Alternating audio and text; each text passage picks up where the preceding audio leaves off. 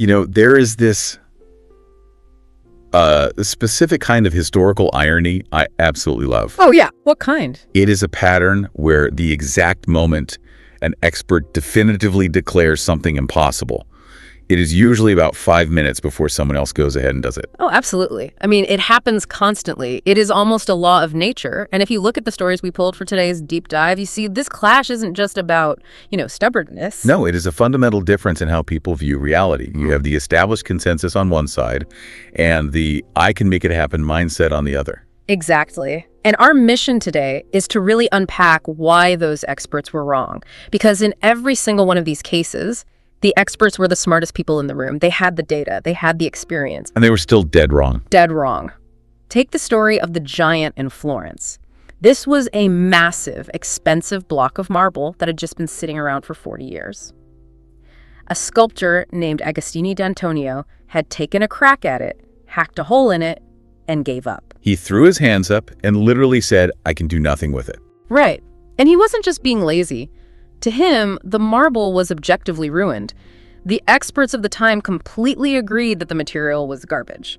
Then Michelangelo steps up. And this is where that difference in mindset really kicks in. Yeah, Agostini saw the current reality, a broken rock. Michelangelo saw the potential reality. He didn't just fix the block, he carved David out of it. He worked with the flaw that everyone else said made the project impossible. So the expert sees the obstacle and the visionary sees the path through it. But marble is one thing. What happens when the impossible thing isn't just a rock, but the entire world? You are talking about Columbus. I am. The accounts of his meetings with the Spanish court are just wild. He goes to King Ferdinand and Queen Isabella, pitching this shortcut to India. And the royal experts, the top geographers of the day, file a report saying it is virtually impossible. And we have to look at why they said that. The source material details that the consensus wasn't just that the ocean was big. For most people at the time, they just knew the world was flat. To them, Columbus wasn't just proposing a long trip.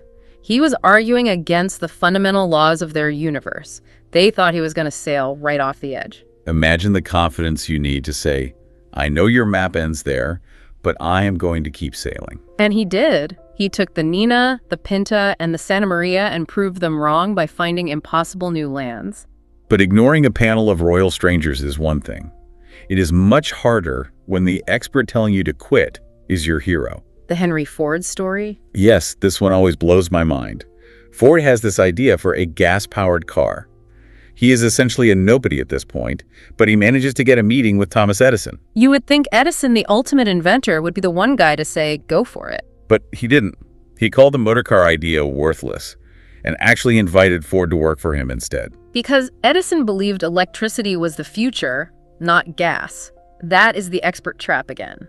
He was a genius at what existed, but he had a blind spot for what was coming. And Ford refused to give up. Fun detail from the text, his first vehicle didn't even have a reverse gear, but he made it happen anyway. So we have strangers, we have mentors, but I think the worst one is family.